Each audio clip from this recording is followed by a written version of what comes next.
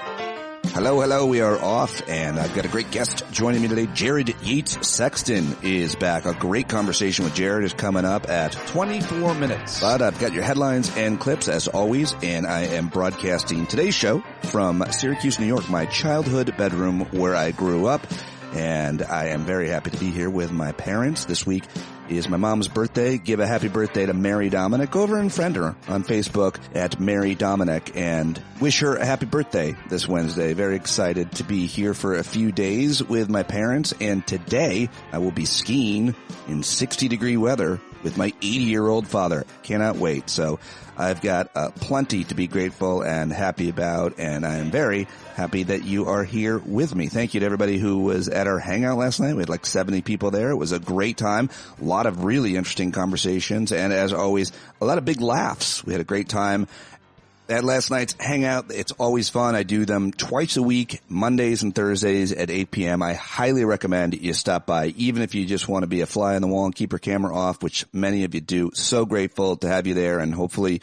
you enjoy it. So stop on by the hangout. Welcome to new subscribers, and very happy to have you here. If you're not a subscriber, are you missing out?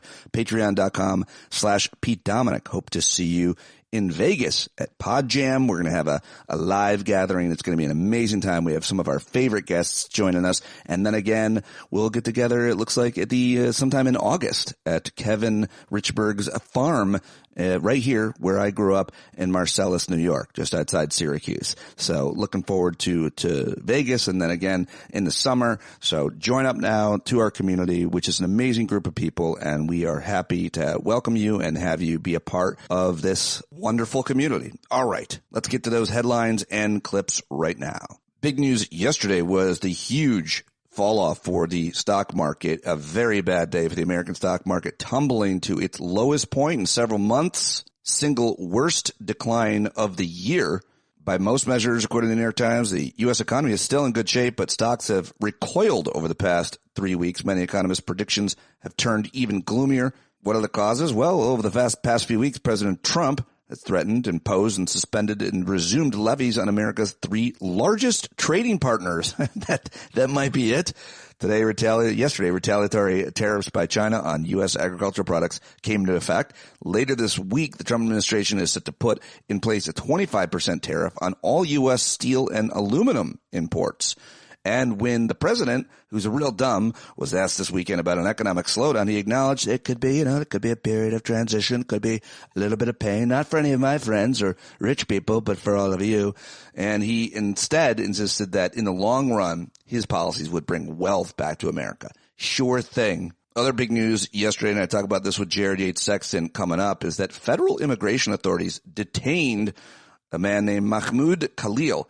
He was a prominent pro-Palestinian activist at Columbia University, and over the weekend, they transferred him apparently to a processing center in Louisiana, but we really don't know. He definitely has been disappeared.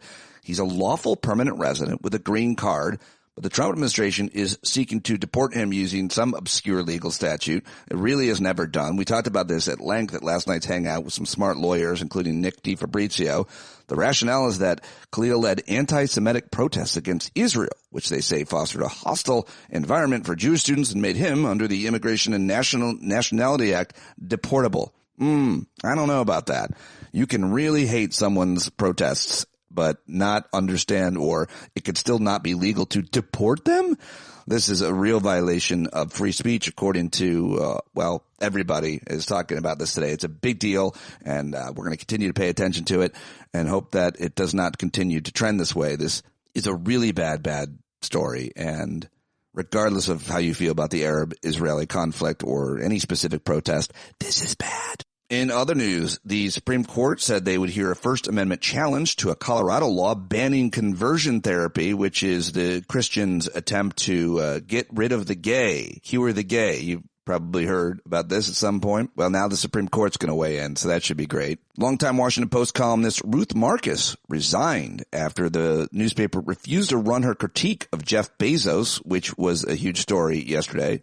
Also, let's go check in on the war in Ukraine. Russia launched heavy aerial attacks on Ukraine for a second night Saturday after the United States stopped sharing satellite images with the Ukrainian government. Officials said at least 22 people have been killed, and Ukraine retaliated overnight with one of their most brutal drone attacks. Moscow region was hit by a massive drone attack. 2 were apparently killed in the biggest ever Ukrainian drone attack on Moscow. So that war is not going away anytime soon. It looks like, even though Trump said he would end it the day he started. He'd also release all the hostages as well. That hasn't happened, of course. Now the consequences of foreign aid cuts are starting to be seen, setting the stage for disease outbreak. Organizations funded by the United States that helped keep dangerous viruses in check around the world. Now many of the safeguards are gone, and it looks like, well, everybody could pay the price. Inspections for monkeypox, Ebola, and other infections at airports and checkpoints and other checkpoints in Africa have been halted. Really? Millions of unscreened animals shipped across borders. The Trump administration's pause in foreign aid has hobbled programs that prevent and snuff out outbreaks around the world. Scientists say leaving people everywhere more vulnerable to threatening viruses and bacteria, and that includes us, Americans. Talk about national security. All is also not well at the Health and Human Services Agency. Most of the 80,000 federal workers responsible for researching diseases, inspecting food, and administering Medicare and Medicaid under the auspices of HHS Services Department were emailed an offer to leave their job for as much as $25,000 payment as part of Trump's government cuts. The email was sent to staff across the department, which includes the centers, the CDC, and the National Institute of Health, the NIH, as well as the FDA. And let's head over to DHS. The Department of Homeland Security has begun performing polygraph tests. They're taking lie detector tests for employees to determine who might be leaking information to the media about immigration operations. That is also, talk about the flood the zone stuff. News. This is terrible. A really terrible precedent, and so un-American and so absolutely astonishing. And now let's head to the EPA, where they are apparently rewriting a rule that provides safeguards to prevent accidents at chemical plants. It keeps going. According to a motion filed on Thursday in federal court, a move that would affect nearly 12,000 chemical facilities around the country. Oh, and in Utah, the governor there, Spencer Cox, said he would sign a bill that bans the use of fluoride in public water systems, rejecting the practice that many public health experts, of course our friend Dr. Jon Carroll and others, say is a crucial protector against tooth decay. And the Trump administration is trying to hide the good news that America's national parks saw more than 331 million visits last year, which is a record. Trump administration does not want to call attention to those numbers, according to National Park Service memo, amid mass firings of rangers and other employees at the Grand Canyon, Yosemite, Arches, and other popular destinations. But we're going to keep talking about it here, and everybody should be everywhere. RFK Jr. Linked the recent measles outbreak to poor diet and health. Wait, what? In a sweeping interview, this idiot outlined a strategy for containing the measles outbreak in West Texas, relying almost entirely on fringe theories about prevention and treatments. He issued a muffled call for vaccinations in the affected community, but said that the choice was a personal one. He suggested that measles vaccine injuries were more common than known, contrary to extensive research, of course, and he asserted the natural immunity to measles gained through infection somehow also protected against cancer and heart disease. Another claim completely unsupported by research, and he cheered on stupid treatments like cod liver oil and said that local doctors had achieved almost miraculous and instantaneous recoveries with steroids or antibiotics. How about you just take the vaccine, which is a freaking miracle? Man, is this guy dangerous. And I guess the final news story that I want to mention is that Michelle Obama announced that her next act is as a video podcaster. She's starting a podcast with her brother, which I think is going to be really interesting. She's going to interview celebrities and offer advice on various topics, apparently. So there you have it. Those are the news headlines that I gathered for you. Oh, wait. Of course, there's one more really big story that I forgot to mention, and that is the potential for a government shutdown. The deadline is March 14th. I think that's Friday. Congress staring down a deadline to fund the government by the end of the week, Lawmakers have until the end of the day on Friday to fund the government. It remains to be seen whether House Republicans will be able to muster the near unanimous support that they need to pass a short-term funding bill known as a continuing resolution. I'm not going to talk a lot about it because I often talk about it and then it doesn't happen, but we should make sure we put pressure on Democrats to make sure none of them vote for it, right? Leave them out there hanging. You'll hear from James McGovern, Congressman, the Democrat from Massachusetts' 2nd District, in the clips. You know what? It's time for the clips, and why don't we start right there with McGovern dressing down Republicans, his Republican colleagues, in a hearing about this yesterday. It's time for the clip show, part of today's episode of Stand Up. I know you guys love the clips that I gather, and here they are. Mr. McGovern. I think maybe you guys need to take a refresher course in arithmetic. Last time I checked, you have the majority in the House and in the Senate, and you control the White House. The idea that somehow Democrats have the responsibility to pass a CR or any bill, quite frankly, where we don't have any input on, I think is ridiculous. I mean, you run around bragging about this big mandate. Well, put on your mandate pants and pass whatever you want to do. And I think you probably will have the votes, because even the so-called principled conservatives who don't like CRs, I think they're suffering from a case of Victoria Sparks syndrome, where on Monday they're a hard no, and then on Tuesday they're a hard yes. They'll cave. So, but the idea that somehow being in charge means that you don't have to take the responsibility of running this place is absurd. Yes, indeed it is. Well done, sir. Love that guy. I also love this guy. Here's Bernie Sanders on CNN last night with Anderson Cooper. So if you ask me, I think this is a prelude not only to cutting benefits, but to privatizing Social Security itself. I think that's in the back of their mind. If you make the system dysfunctional, why would anybody want to support it? And that's consistent with what Trump said in his State of the Union address. Oh, there are millions of people, thousands of people, 200 years old and 150 years old. What is all of that about? It happens to be a lie. It's not true. 99% of the benefits go to people, more than that go to people who have paid into them. So why do you lie so much about Social Security? Why do you make it look like it's a broken, dysfunctional system? The reason is to get people to lose faith in the system, and then you can give it over to Wall Street. That's right. That's exactly what they've always wanted to do with Social Security. And in an interview yesterday, Elon Musk teased big cuts to Social Security and Medicare. So that's going to be a huge problem for Republicans. Here's Adam Schiff on MSNBC last night. Withdrawing intelligence support, withdrawing diplomatic support, and we're supposed to believe, as Donald Trump just said in that interview, that no one's ever been tougher on Russia. Does he think the whole country is stupid? We can see what he's doing, and what he's doing is sabotaging our ally, weakening our NATO alliance, and I think it's among the greatest betrayals in history. And I will say, Lawrence, you were talking about the Trump session and how Donald Trump may go down history having been the only president to have a recession named after him. If, as a result of his actions, Ukraine should lose this war, it will be Donald Trump who lost the war in Ukraine. And he will go down in history as the one who lost the war for one of our allies. I hope and pray that does not happen.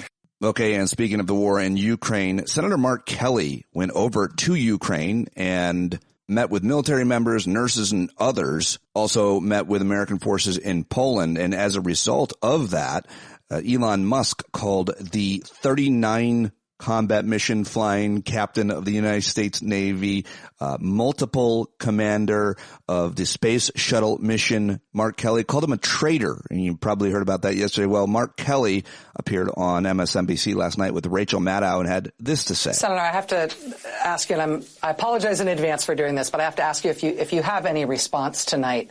Sorry, but by the way, that's one of the things that annoys me about Rachel Maddow. I mean, that's why he was on the show, to answer this question. And she's like, I apologize in advance for getting a huge scoop and creating a clip that's obviously going to go viral. But anyway, sorry. To what the president's top campaign donor, Mr. Musk, said about you, bluntly calling you a traitor in response to you writing about your trip to Ukraine. Well, Rachel, when I was 22 years old, before getting sworn into the Navy, or as I was getting sworn in to the United States Navy, I swore an oath to our Constitution to protect and defend the Constitution. I have lived that oath my entire life. I flew in combat in the first Gulf War. I served in the United States Navy for 25 years. I spent 15 years at NASA risking my life flying the space shuttle. And the only oath I can think of that maybe Elon has sworn is an oath to his own checking account, to his pocketbook, an oath maybe to ruining the lives of veterans. I had veterans in my office last week who, after really good performance reports, found out that Elon Musk fired them for poor performance. He has ruined these people's lives. They were serving our country again in very valuable roles, and they did not deserve to get fired by an email from an unelected billionaire. So I think Elon needs to, go back to making rockets. That's what he should focus on. He shouldn't be focused on this slash and burn of the federal government. And by the way, Rachel, he's doing it for one reason. He's doing this so they create a little space so the big giant tax cuts that they're going to give for millionaires and billionaires do not look as bad, does not add as much to the debt and deficit. And the way he's going to do it is he's firing people. And then on top of that, he's going to cut health care for kids that a third of kids get their health care, or a third of people that get their health care from Medicaid are children, and he's going to cut health care for seniors, all to give this big tax cut. So I would prefer if Elon went back to his old job, at SpaceX and Tesla. All right. There you go. That's Mark Kelly on Rachel Maddow talking about Elon Musk yesterday. You know who else was talking about Elon Musk? So Bill Burr is doing a big round of promotions for a new comedy special. He's on Broadway. An old friend of mine. No, we don't talk much anymore. I texted him last year, but I thought this was a pretty important moment right here because he was on NPR's with Terry Gross. And he went after Elon Musk. You might not agree with everything that Bill says here or anywhere, but I think it's important because when comedians like Bill Burr, who appeal to a lot of young men and others of a demographic that might not be so political, weigh in this way, I think it matters and I think it's effective. So I really like that he is doing this, slamming Elon Musk. That idiot Elon Musk. Oh. That guy, he's going to leave, who evidently is a Nazi. I just refuse to believe that it was an accidental two-time Sieg Heil. And he does it at a presidential inauguration. This is why I hate liberals. It's like liberals have no teeth whatsoever. They just go, oh my God, can you believe I'm getting out of the country? I'm just like, you're going to leave the country because of one guy with dyed hair plugs and a laminated face who makes a bad car and has an obsolete social media platform? You're going to leave this? Why doesn't he leave? Why isn't he stopped? What are we so afraid of this guy who can't fight his way out of a wet paper bag? You can take him on. Why do liberals just sit back and not, they have nothing? What are you doing? This. Okay. This. You got to speak up about it. You don't just go oh my God, what? Listen, first of all, it's I'm a stand-up comedian. It's not my friggin' job. I'm talking about Democratic politicians. Where is their pushback? They're allegedly liberal. You see this guy do this thing. You know what the end result of this thing is, which all these neo-Nazis, not only are they stupid because they're neo-Nazis, they don't even look at what Hitler did. He ruined their country. And this idiot is going to try to lead us down that road and then play it off and act like he didn't do what he just did. And you can get canceled as a comedian for doing a friggin' Caitlyn Jenner joke, but this ass can Sieg Heil and nothing. Where are all the liberals? Where are all of these white chicks at the award shows that were speaking truth to power? Where are they? Why did they choose to go after comedians and not the Ku Klux Klan? How come they never got canceled? Very good points. A lot of good points. You might not agree with everything, but I thought that was important. There you go. On NPR, Elon Musk being called a neo-Nazi. How about it? All right. Well, over on Fox News, this one's going to bother you, but this is, on the other hand, on Earth 2. It is Sean Hannity talking to the president's daughter-in-law, who he gave a job at Fox News. They love Elon Musk, and this clip is enraging, but I wanted to share it with you because I think it's good. As long as they keep praising Elon Musk, it's going to give him that much further to fall, like a rocket of his breaking apart in the atmosphere. These like acts of terrorism to me. Then we have, death threats this guy is facing. What has he done that's so bad? What has he done that deserves that level of rage and hatred? Can you tell me? Absolutely nothing, Sean. And that's the crazy part. This is why the approval rating of the Democrat Party is somewhere around 31%. It's why it's no longer cool to be a Democrat. Everybody's come over to the Republican Party because this stuff is just pure lunacy. The way they behaved on Tuesday night, chasing after J.D. Vance and his 3-year-old daughter, is just absolutely disgraceful and disgusting. And I'll tell you one thing. Once upon a time, it used to be that there was a bipartisan goal of rooting out fraud, waste, and abuse, that everybody could agree on that until, of course, the person who was actually rooting out the fraud, waste, and abuse was Donald Trump, and alongside of him, Elon Musk. And now if you notice, they're employing the exact same, attack him and take him down at all costs and any cost tactics that they used against Donald Trump. They're attacking his character. They've called him a Nazi. They're going after his businesses. They're vandalizing property. They're doing any and everything they can to this man. And it's really horrific to see, because what is Elon getting for all of this? Much like Donald Trump, he didn't need this job, Sean. He's not taking a salary. It's actually laughable every time you hear these people on the left say Elon's enriching himself and his friends. You just talked about it. This guy is losing money because of what he's doing, but he understands the importance of this moment. We cannot continue in perpetuity spending the way we are. We cannot survive as a country. So people ought to be kissing the feet of Elon Musk and Donald Trump for being the two people to actually do this. But these folks on the left are going to continue down this path. And you know what? They're going to continue to lose the support of the American people. They ought to be ashamed of themselves, but I know not a single one of them is. All right. Well done. I hope that works out for you. And well, how'd you get that job? Nepo baby. All right. And now let's say with Fox News, because this is a quick moment on Fox News yesterday where they were talking about the markets just cratering like an Elon Musk rocket. And if you have different people in the administration giving different messages, the Commerce Secretary and the President are having different messages on the same day. That's not giving the market any sort of ease or certainty for investors. So I wouldn't be surprised if we have an even greater crash. We should let Jonathan keep talking because the market's come back 50 points. There you go. There you go. But obviously, the Dow is 1,500 points below where it was when Donald Trump took office. Yeah. But don't worry, the dumbest senator in all of the U.S. Senate, a guy named Tommy Tuberville, talk about a DEI hire. Ooh, is this guy bad? He was also on Fox News, and he said, you know what, the stock market was doing too well. Really? And the only problem you have with these tariffs, there's always a scoreboard, and that's going to be the stock market. And people are looking at the stock market like, hey, this is how it's going to continue to be for months and months and months. That's not going to happen.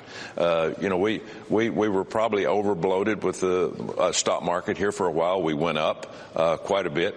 But at the end of the day, it's about fairness. It's about having fair tariffs, everybody on the same page. And again, President Trump has put together a smart group of people that understand a lot about the dollar, a lot about foreign currency, all the things that are going on. At the end of the day, it's all going to work out, and it's going to work out better for the United States of America.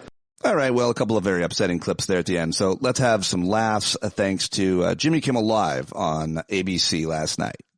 This week marks the 5-year anniversary of the great pandemic, COVID. 5 years ago this week, Donald Trump announced that it would be gone by Easter. He didn't mention it was Easter 2022 he was talking about. 5 years ago, we learned all new vocabulary words we'd never heard before, like coronavirus, AstraZeneca, airborne transmission, and scariest of all of them, Zoom happy hours.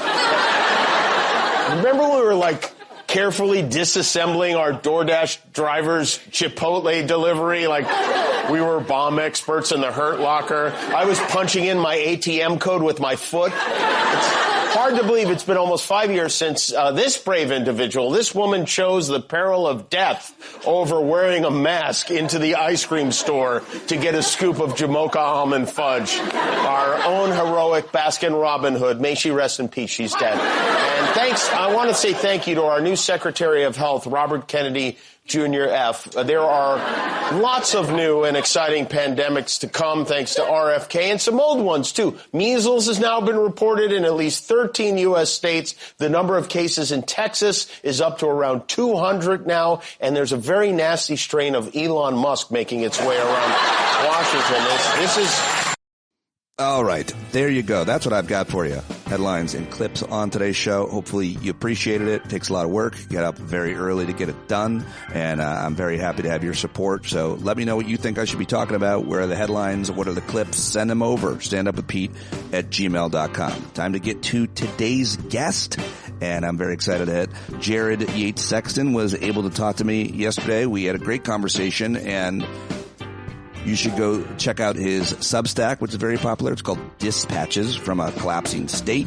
He's written several very popular books.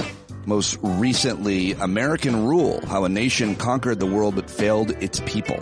Actually, that was not his most recent book. His most recent one is The Midnight Kingdom, A History of Power, Paranoia, and the Coming Crisis.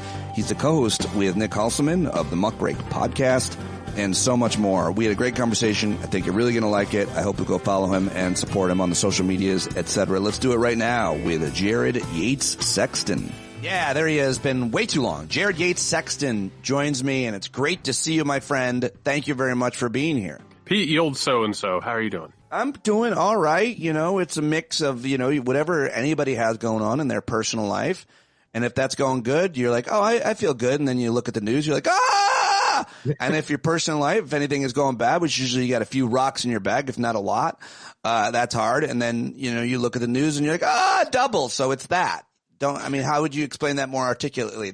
I mean, that's it. I was watching, one of the Best Picture nominees in the Oscars was I'm Still Here, which was about the dictatorial regime in Brazil in the 1970s and 80s.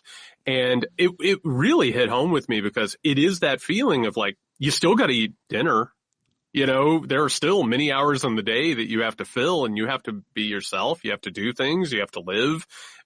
Trying to be healthy and living in general is an act of resistance in and of itself. Like, it is a really hard thing, and it's very clarifying, but man, it's maddening really on a daily basis. I have a few things that I, do pretty regularly. I go in the woods with my friend Zats. Everybody listening, or getting to know him every Wednesday with our dogs. Being in nature is really important. I host my hangouts now twice a week. You should stop by anytime you want. Those are my friends. And, trying to stay connected to people as much as I can, trying to exercise, and Eagle Cam. Have you seen Eagle Cam? I have not seen Eagle Cam. I hope it's what it sounds like. So there's this, they have the camera on the nest in Big Bear, California. I'm surprised it's reached the mainstream. I mean, the nightly newses and so on. There's 3 baby eagles. And whenever I'm starting to get on the urge, I see that some guy's been pro-Palestinian protesters been detained, or as you write, and I thought you were being hyperbolic, but you're not. He was being disappeared, basically. His wife doesn't know where he is. So I see that and I go, oh my God, that's horrible. Eagle Cam.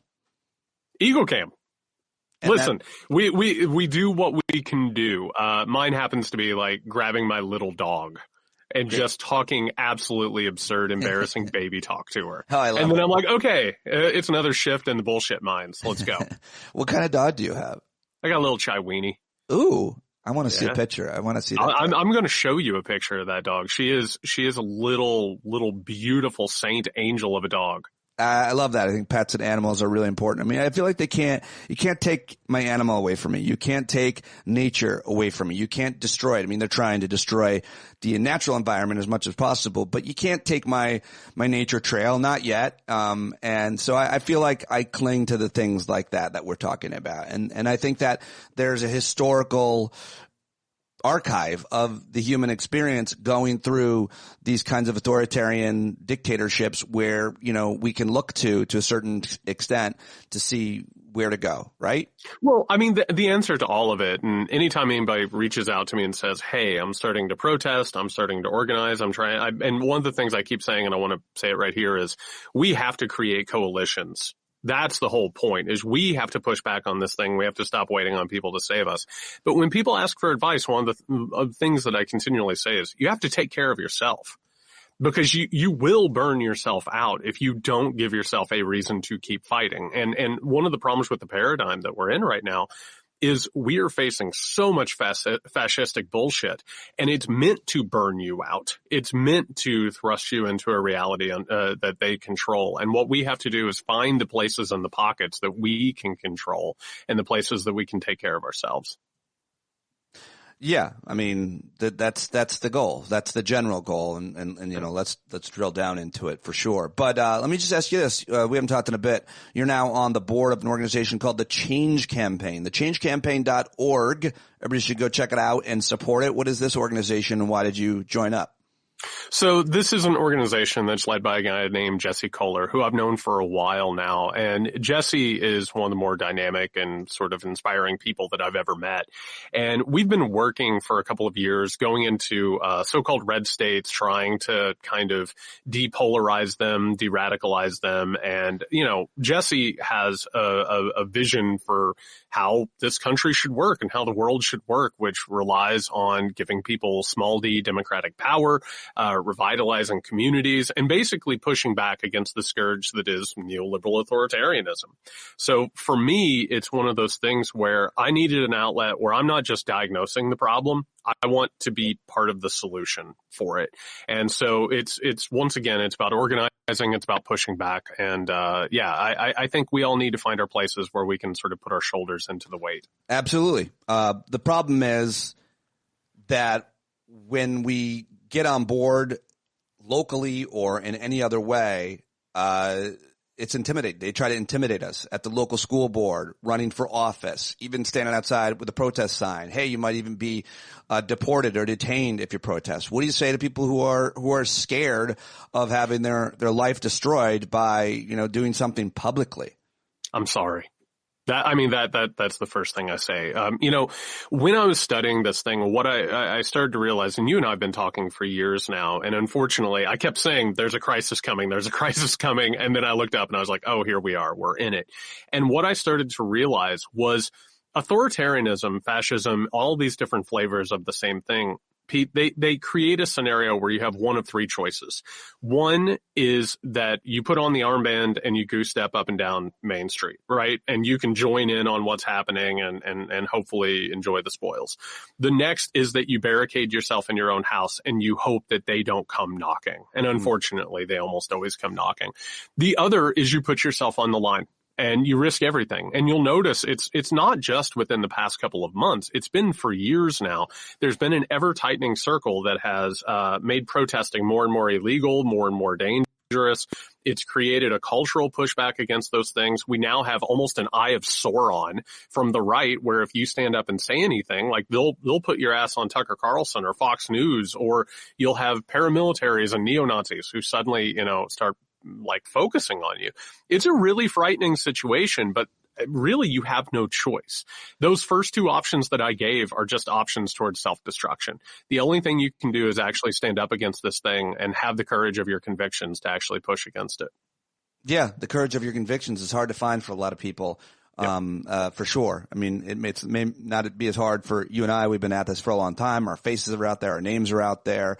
We've got all the chips in the center of the table at this point. Yeah. To some extent, we're American citizens. We're straight white guys. We'll take all the slings and arrows, the insults, and the threats. You know my story. It's been pretty bad for me and my family in all the ways, but it also is what gives me purpose. And, you know, we stand on the shoulders of some amazing heroes who have fought for civil and human rights in the past. And so, you know, I kind of follow their lead. But man, it's really hard. It's really scary when you see the kind of threats, the kind of things that can happen, including I want to, you know, talk about, because you've been obviously aghast and posting and talking and writing about what happened with this pro-Palestinian protester. He was, you know, correct me where I've got some of the details here wrong, but he was a grad student. He had just, I think, gotten his degree at Columbia, but he was one of the leaders of the pro-Palestinian protests that got so much attention. The Trump administration is cracking down on, quote, illegal protests. protests. I'm not sure what an illegal protest is. My understanding, generally speaking, and I understand a pretty good amount about protests, what you can and can't do, what you'll be arrested for. But, a lot of people commit not to non-violent, peaceful protests and get detained. They get arrested. Anybody, including people who are in office and so on. But what's an illegal protest and what are the consequences that we're now seeing facing? I mean, this guy apparently just got picked up and disappeared. His wife is an American citizen. He is a green card holder. This kind of thing does not happen, generally speaking. It's very hard to revoke a green card. I'm not sure what the crime he is accused of committing or that there are any charges, but his wife is like 8 months pregnant, an American citizen, and she does not even know where he is. Take it from there. Yeah, it's truly repulsive. And this is one of those canary in the coal mine moments when all of a sudden you start seeing people with rights and protections being disappeared and then eventually being shuffled through a system. And Pete, the really frightening thing in all of this is that this is an echo of things that we've always seen with authoritarian regimes. In the United States of America, unfortunately, there have been things like this in the past. In the early 20th century, when they started cracking down on what was then an actual living left community in the country, you started to see, during the first Red Scare, rounding up of immigrants, labor unions, people who were involved in all of those things. They were disappeared. Eventually back then, Nick, I called you my podcast partner there. I love it. I'm flattered. I got very comfortable. They put them on a ship and shipped them to Russia, even though most of them weren't even from Russia, right? Then all of a sudden you start looking around and you start realizing, whatever they want to be illegal is illegal.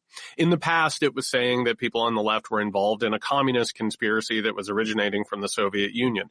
Now we've seen the evolution of this, starting with the war on terror, where anybody that you called a terrorist was a terrorist. So you revoked whatever it was that protected them.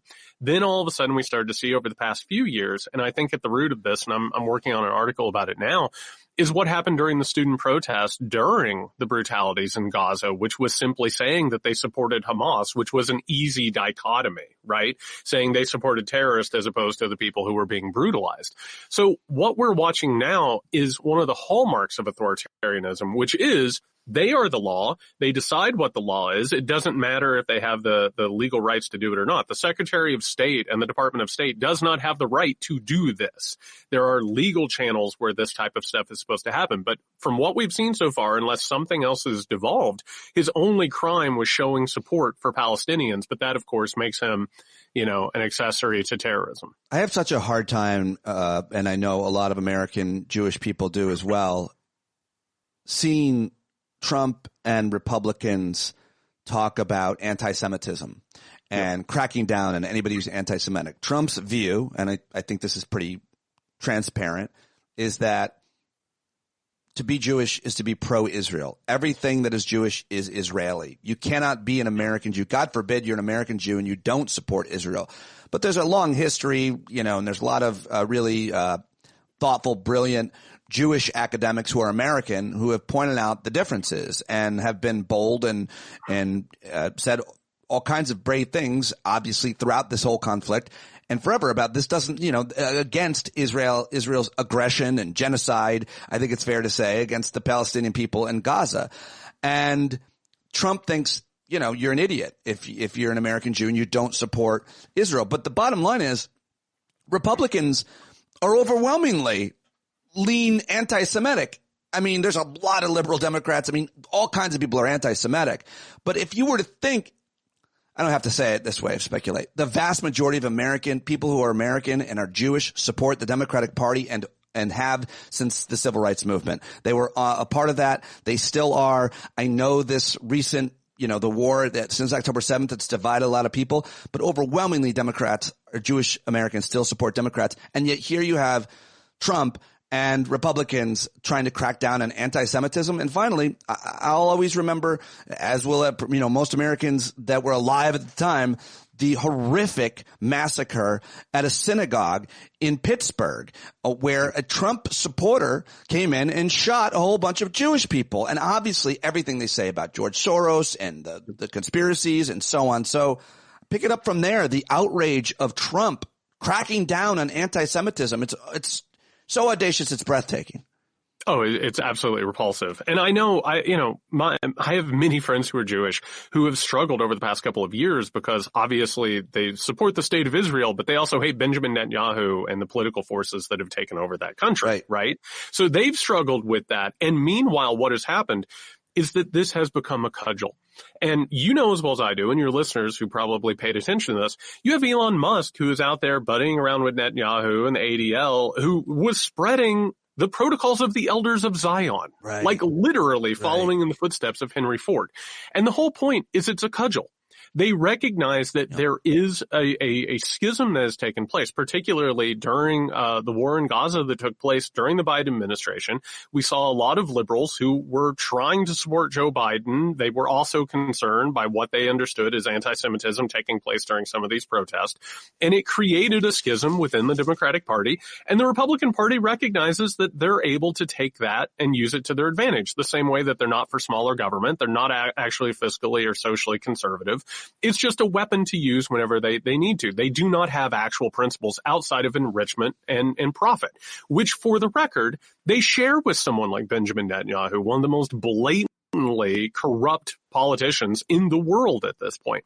And one of the issues is, when you and I talk, we're talking about the United States of America, we're talking about Israel. The people that are actually behind this, these authoritarians, these oligarchs, they don't think in terms of those things, right? They don't think about the United States. They don't think about Israel. They think about the ability to empower themselves and profit. They've moved beyond that. They think they've actually evolved into a different state, which means on a Monday, they can go out and spread a bunch of anti-Semitic conspiracy theories. On a Tuesday, they can partner with Benjamin Netanyahu or the ADL and do something. So what's actually happening is that you and I are trying to have a principled conversation. The people listening to this are trying to have a principled conversation. We are currently being taken advantage of by people who don't have those principles. Everything can change minute to minute, and that is the superpower that the authoritarians use and that they've always used. They're able to be on both sides of every issue. Yeah, yes, well said. They're on both sides of every issue, and that's what scrambles your brain. By the way, I think you're a schism. Moving on, I just wanted to say that. You said schism twice. That's a great nickname. If people want to start calling me the schism, Jared Yates Sexton, feel free. That's Jared fantastic. Yates Schism. Let's go through some of your latest dispatches at your great Substack, jaredyatessexton.substack.com. If you're not subscribed, I think that you're a schism. I think. I would welcome you. I don't want to. You're welcome if you aren't. Even if you are a schism. The end of the American order, Zelensky, Trump, and the death of the post world war world. It's such an important issue to talk about all the time. It's there's a long timeline here, but I really think it's one of the most fascinating, if not terrifying, schisms going on. What is happening in Europe right now? And I also think the only, I think, heartening thought about it is that Europe, like Canada, is unified against Trump and the authoritarian fascists. You're seeing many of the splits. I mean, I watched this whole amalgamation edit of what took place in UK Parliament last week with the Prime Minister Keir Starmer. As you know, they've had a lot of unpopular prime minister. Some only lasted a few days even. This guy's all of a sudden pretty popular, and his regular critics, conservatives and others, are supporting him because he's supporting Europe. They're going to do their best, Europe, to fund Ukraine. And we could talk about Canada as well, but most of this piece is talking about Europe. So what do you want to say? People should go read it. Man, if I could boil this down, I will try, but we could talk about this for hours. Yeah. Basically, what has happened in this time is that the American hegemonic order that took place after World War II, America basically took control of capitalism away from the United Kingdom. And it turns out that capitalism is a parasite, and it uses the body that contains it, and then over time corrupts it, and then leaves it in tatters. So what we've seen over the past few decades is with the war on terror, with everything that our government has done, with what neoliberals have done, basically it hasn't served the bottom line of national interest, and it's created a contradiction with the United States of America. We've lost the faith of our allies, and on top of that, we deserve to. Let's be honest, since World War II, America has worked with tin pot dictators in order to exploit people for their labor and take their resources. Like we have been a really, really flawed, destructive hegemon. So eventually at some point or another, that is just going to break. And what we're doing right now, Pete, is we're living in a really unprecedented moment. We're watching the decline of American empire. We're watching the collapse of the post-world order. And basically what's happening is we're shuffling over on different sides. And I always try and explain this to people, like, when you think about World War II, there were the Allies and the Axis. I have bad news for everybody. We're on the side of the Axis right now. And the Axis is built around an oligarchical authoritarian mindset. Right now, the United States of America is captured by it. Europe finds itself on the other side of that divide. And one of the more interesting things, and I'll be honest with you, this surprised me a little bit because I didn't know which way it was going to shake out. The neoliberals who are in charge of the Western powers, such as Keir Starmer, Emmanuel Macron, Justin Trudeau, who's getting ready to be replaced, I saw them losing support because they were feckless and they were ineffective, and the right-wing parties were starting to build support, which, by the way, were in line with Vladimir Putin, China, and Trump and MAGA. Now, all of a sudden, they're gaining support because they are defending the interest of their country and they're standing up against this. It will be very fascinating in the next few years, as we watch these European countries start to build up their own armies and their own defense and spend money towards that, whether or not they continue to build support, whether or not they actually start taking care of the problems that have created this issue, or if all of a sudden the austerity that comes from that, like, ends up giving power to the right wing. I don't know what's going to happen. It feels like we're living in the 1930s at this point, and something very, very big is building, and I don't know exactly how it's going to shake out, but there are a lot of different avenues on the board. Oh my God. Yeah. We don't know how it's going to shake out. It's crazy to watch. It's just crazy to watch. Let's talk about Canada. And I mean, speaking of audacity, calling him the governor. And I mean, like, it's not a small thing to me. It's a huge thing. I've been talking to a lot of Canadians as a result. I've always talked to a lot of Canadians because Sirius XM used to be in Canada. So I'd always hear from a lot of Canadians, and I used to hear from them all the time during the fights over Obamacare, because Americans on the right especially would demonize Canadian healthcare, and Canadians listening would be like, what are you talking about, you fucking fools? But I've been, making an extra effort to reach out to Canadian listeners and analysts and others. And Chrystia Freeland is an old friend of mine who I absolutely love and adore. But you've seen unity there as well. But just what do you make of how badly this seems to be backfiring on Trump? There's something about nationalism or patriotism in the kind that you're seeing right now in Canada where they're actually willing to take a hit. I don't think Americans are willing to take a hit in the economy for almost anybody. But Canadians, all 40 million of them are like, yeah, we don't mind not being able to get American liquor or American products. And I don't know how much of a hit that's going to hurt the American economy, but they are outraged, as they should be, across the spectrum, unified in a way that most Canadians haven't seen in their lifetime. Thoughts on the rhetoric, which is no small thing, much less the tariffs? Well, I'll just start off by saying that fascism is inherently expansionist. You have to go out and conquer other people in order to take their resources. And right now, with the decaying order that we just talked about, and on top of that, global climate change, and even people who say it's not real are still reacting to it and trying to gobble up. That's one of the reasons why Greenland's on the board at this point. Like, when you start talking about that, they're serious.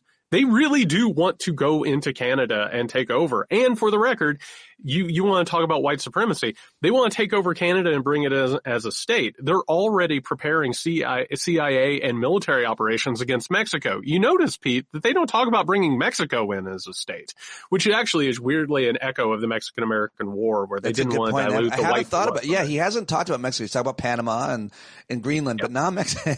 Yeah, you'll notice that. But what you just talked about is something that we need to drill down on, which is really important.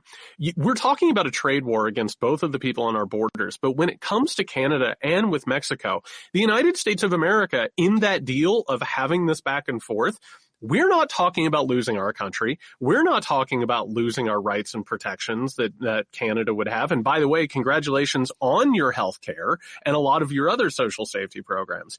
What we're talking about is America possibly having to pay higher prices for some of the goods, right? That's consumerism.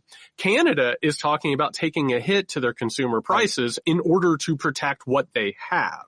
So back and forth, the United States of America is using these levers of economic warfare in order to fuel this expansion that Trump and MAGA and all of it needs. It's more American exceptionalism and manifest destiny, which they're going to push and push and push. But you're right. It isn't. Oh, yeah, sure.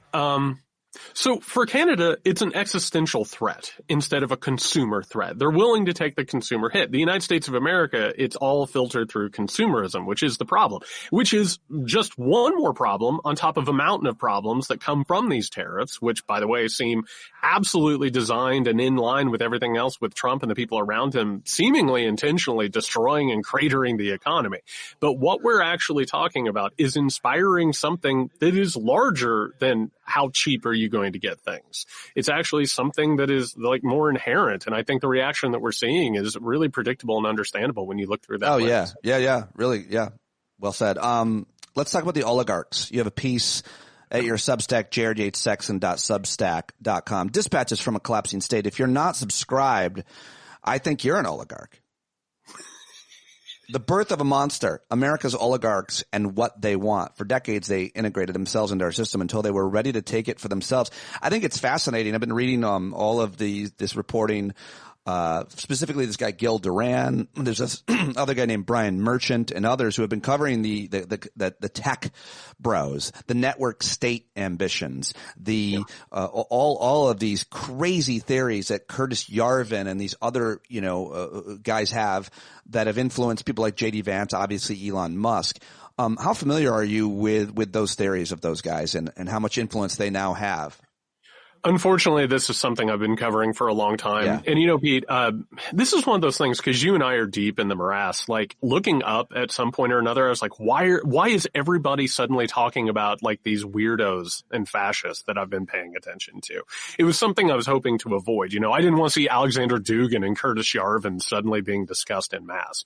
And the entire point of it, to break it down, like we could talk about the theories and what they say, but deep down, they're just stories. They're just theories that go ahead and tell tech oligarchs that they should control everything. They have all the wealth, all the power. They have all the control over our systems. To go ahead and put it in some simple leftist terms, Pete, they have absolutely taken control of all the means of production. There's hardly a person who works in the United States of America who hasn't been forced to work with the tools that these people have created. Now they're going ahead and reworking the United States government so that everything that the United States government, what little they allow it to do, because they want to turn it completely into a client state, that will be used through their tools. So basically what has happened is because of how this new economy in the digital world has been created, our government gave these parasites unbelievable amounts of money, turned them into one of the most historically wealthy classes. They've actually separated from the wealth class. The Kochs, all those people that Mitch McConnell used to support, they've actually superseded them to the point where, and I don't know if you're following this, the wealthy people, the billionaires in this country who are not at that upper strata, they're now like, what the fuck is going on? I haven't really seen that. Oh, no, the way that the market has been freaking out and these conversations that have been taking place with like hedge funds, all of these sort of groups, they're like, wait a second, this isn't what we were getting into. And basically there is like a less than 1% of this country, this oligarchical class that's been created through federal participation and privatization that now has, I have no other way to put it, kooky fucking ideas about how they should have complete power, democracy is a danger, and that they should be able to basically move above the nation state and sort of link up with other authoritarian billionaires around the world. Democracy never bought anybody dinner is messaging I heard from some effective, I forget who this woman's name was, but she's, a progressive strategist. And we have made a mistake, you and me and others, I think, to a certain extent, trying to warn people about what it means to lose democracy because it's a bit nebulous, it's a bit complicated, and most Americans don't know what it is because we've always had it or something close to it. How do you think we can talk about it differently to help people understand what it means to lose it? Because I feel like we've failed. And the reason we failed is because we like detail. We like nuance. We're literate. We like to read history and have these conversations that you and I have. But sometimes I feel like it just needs to be boiled down so that a young person, for example, can understand what it means to lose democracy. Thoughts? I think the problem, it's associated, but I think it's a little bit of a turn. I think first things first, I think one of the issues that has taken place here, and this is what fascists and authoritarians do, they create a dichotomy, which is they're destroying the government and we have to stand in defense of the government. And meanwhile, you and I both know from all of the work that we've done and all the coverage, the government is largely corrupted. It doesn't mean that there aren't people within the government who aren't doing necessary, good, essential work. There are a lot of civil servants who are. Meanwhile, the institutions, they have been corrupted. They have been taken over. They have created an unequal society. The problem now is that we can't just continue to defend what came before. We have to give an alternative, which is how things should work, as opposed to how things did work, which I think is where the Democratic Party, first of all, has failed. And I think it's become a conservative party, which is basically about protecting what it had versus what it is that we could create. Yeah. And I think by boiling it down beyond red versus blue, Democrat versus Republican, and starting to talk about, hey, there is an oligarchical class who's just trying to enrich themselves and destroy everything. I think it doesn't matter what political party you're a part of. If you're not part of that oligarchical class, you recognize that. And I think that's what we need to talk about, which is a new sort of a movement that talks about the way things should be as opposed to the way things have been. Yeah, that's a movement. But what about, and I love that. I like everything you just said. Don't mean to skip past it. But I just wanted to get to my next question is your thoughts on current Democratic leadership, the current Democratic Party. It's funny, yesterday, for yesterday's show, I was going through clips that I was going to put on the show, and Hakeem Jeffries was giving a message to the new DNC, and he was like, his whole thing was, we've got Trump on the run. And then I found a clip from Senator Alyssa Slotkin, a New Michigan senator who gave the rebuttal to Trump's disastrous speech last week. And she was basically like, we're kind of on our heels. So these two leaders in the Democratic Party, or, influential people in the Democratic Party, were kind of at odds with their own messaging on almost the same day. And the mainstream media is loving asking the question to Democrats, who is currently the leader of the Democratic Party, which is just such a stupid question. It's like, there isn't one. I think it's fair to say. And that's the actual answer. And that's normal. That's normal after an election like this. And we could all say who we like and who are the best messaging, whether it's Pete Buttigieg or Alexandria Ocasio-Cortez or Jasmine Crockett or anybody else. But what do you think about the current electeds? Worthless. Absolutely, utterly worthless. And here's the reason why. I work with a lot of Democratic strategists and consultants, and Pete, their number one concern right now is that their fundraising has dried up. And why? Because they have relied on billionaires. And by the way, small donor donations, and people are frustrated and pissed off. They don't see them putting up a fight, so they're not donating. The billionaires at this point have either went ahead and gone with Donald Trump, or they're terrified to donate because Trump might target them. So the main concern right now within the Democratic Party is how to keep those donors home. Well, guess what? The interest of the billionaire class at this point, it can't be served with what we just talked about, which is how to actually go against authoritarianism and fascism. So you're right. There is no leader of the Democratic Party right now, except for one, which is panic. They have no idea how to message. They have no idea how to actually talk about things. And any effective Democratic messaging, it begins with something, Pete, which is, we played a role in this. We were the ones who sat in the committee meetings with the tech oligarchs. We're the ones who gave them the money. We're the ones that told everybody that the digital economy was the future and just gave them free reign. You have to talk about that and talk about an alternative. There's no one right now, save for a smattering of Democratic politicians. And what we're watching within the party is more or less a demolition derby about who's going to take over. And you have alternatives. You have Gavin Newsom, who thinks it's talking to Charlie Kirk and going after trans people. You've got Jasmine Crockett and Alexandria Ocasio-Cortez, who are saying what it is that people want to hear. You have Bernie Sanders, who's having, nearly 10,000 people at a rally against oligarchy. There is a battle going on within the Democratic Party. And quite frankly, I think going back to the word I used earlier, it's existential, which is what direction will this party go in? And for the record, I don't think that we can wait around for 2026 or 2028. Yeah. This regime is cooking things so fast and so quickly and so destructively. We don't even know if free and fair elections are going to be held in the same way they used to. We don't have a clue. I agree. I think that's a real deep concern. Well, is Trump going to somehow corrupt or just dismiss the midterm elections? Not talking. Well, I mean, listen, if you look around at the regimes that they admire, including Vladimir Putin's and Viktor Orban's and every other authoritarian regime, and by the way, they love illiberalism, which is an authoritarian regime that looks a little bit like liberalism, which has elections, but everyone knows that they're fake and that they're cooked and they're rigged, which I think is probably the most likely result. So at this point, it's not a waiting game, and James Carville can go fuck himself, laying around like a possum while trans people and gay people and people of color and poor people are being destroyed.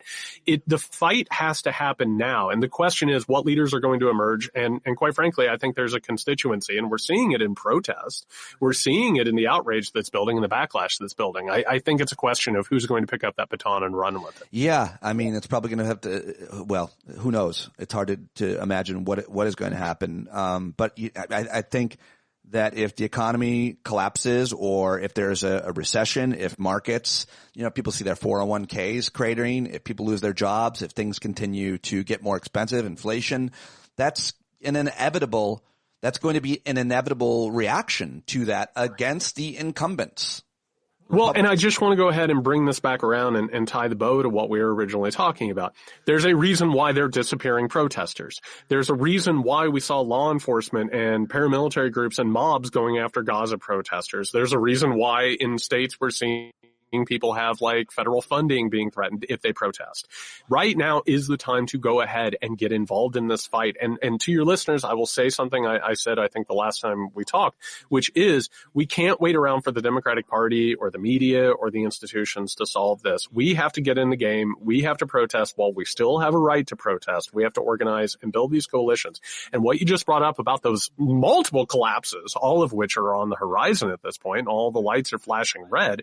We need to recognize that the time is now. It's not later. If we keep waiting around, we're going to look around and realize that we don't even have the rights or the protections to do what we need to do. Right. No, you're very, very clairvoyant, articulate, thoughtful. Jared's the schism Yates Sexton. That's handsome. What they say. Oh, thank you. You're handsome. You're handsome. What are you drinking? Oh, I'm still on coffee. Yeah. This is early. I'm still waking up. What time do you generally go to bed and get up? Do you have a thing? Do you have a schedule?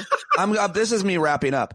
What are your hygiene? What do you do? I'm fascinated by the mundane. I learn a lot from people, I am too, especially other men. Like about you said hygiene, but the listeners know that mine is not consistent and fairly poor. Pete, I swear to God, if we hung out more, I would quiz you on every mundane thing you do in your life. Whenever I care about somebody, I want to know. Yeah. I want to know all their routines, all that stuff. Yeah. No, I think it's important, especially,